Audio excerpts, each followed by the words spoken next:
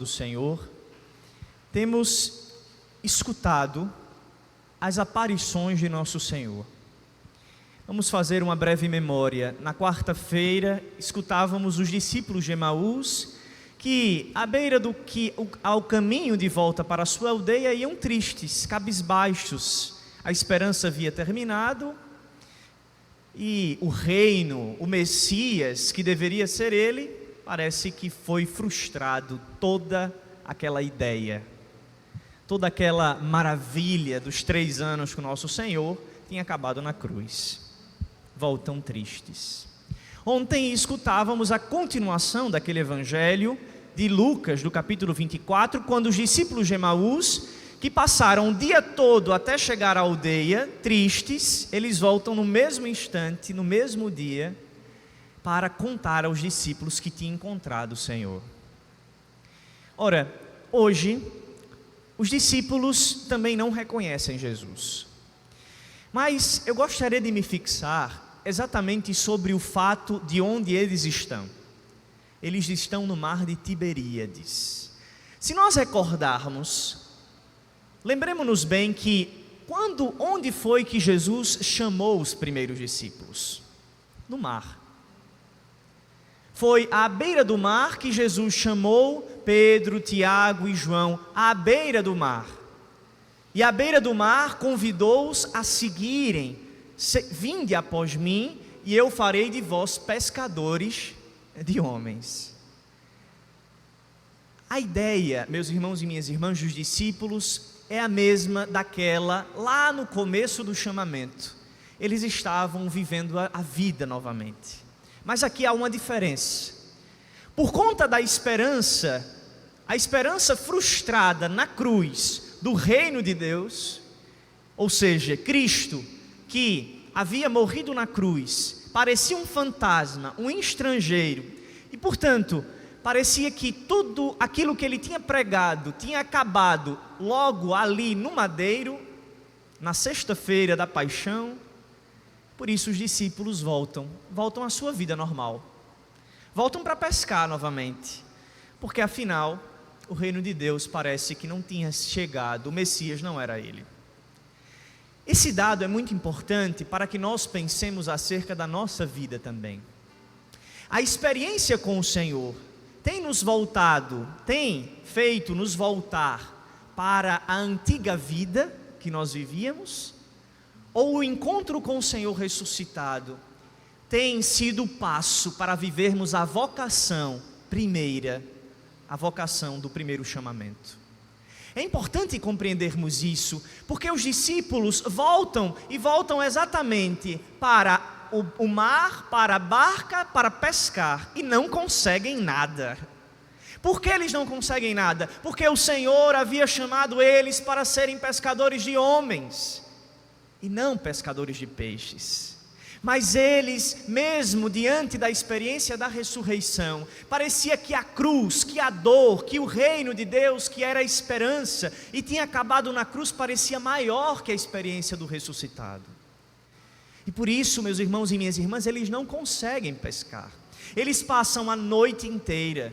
Ou seja, qualquer trabalho, qualquer exercício, qualquer atividade apostolado, sem o mistério da ressurreição, ele fadará a ser infrutífero, fadará a não dar os frutos necessários. Por quê?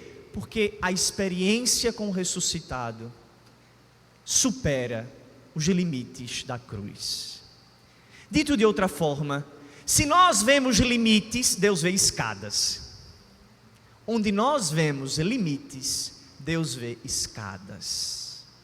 É exatamente no momento em que os discípulos voltam para o mar de Tiberíades para pescar, vendo os seus próprios limites, vendo que havia passado a noite e não pescado, o Senhor os faz lembrar de o que ele realizou também à beira do mar. Eu os chamei para ser pescadores de homens.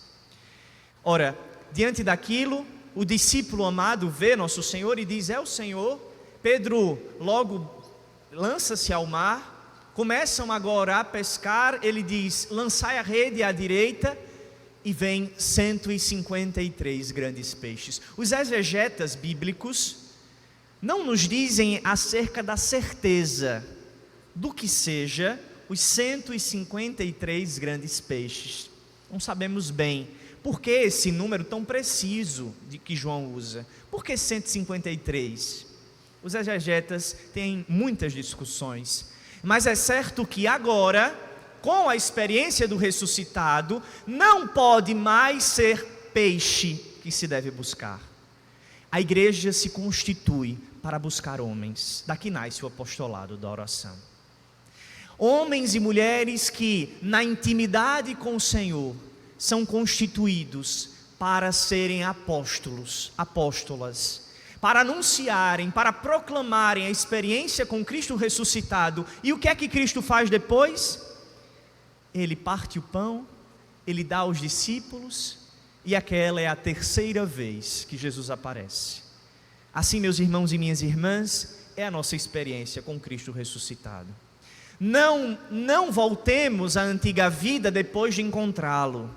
Não voltemos a pescar peixe depois de encontrar o Senhor. Não voltemos aos limites onde Deus vê escadas.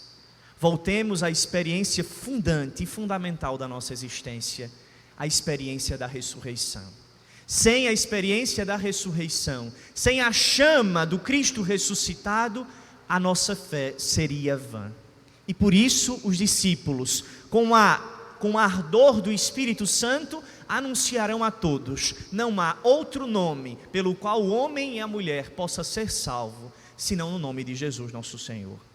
Por isso, meus irmãos e minhas irmãs, o salmista cantou: a pedra que os pedreiros rejeitaram, aqueles que não acolheram, aqueles que rejeitaram o Senhor, aqueles que ficaram nos limites, aqueles que só viram o homem da cruz e não o homem do sepulcro vazio, esses não podem ter a salvação, porque se fecharam à graça. Mas nós aqui estamos para proclamar a verdade fundamental. Se há uma verdade, vou ser bem redundante, mais verdadeira do que essa, não há. Cristo ressuscitou. E ressuscitou para a nossa glória, para a nossa salvação. Não para continuarmos à beira do mar, passando a noite toda, lançando a rede e não pegando nada. Deus nos constituiu o seu povo, a sua igreja, para proclamar aos quatro cantos aquilo que Pedro disse aos judeus: não há outro nome, é nele, é por ele e é para ele que vivemos. Que a ressurreição do Cristo e a nossa experiência com ele nos faça também proclamarmos com a vida o testemunho da ressurreição. Assim seja. Amém.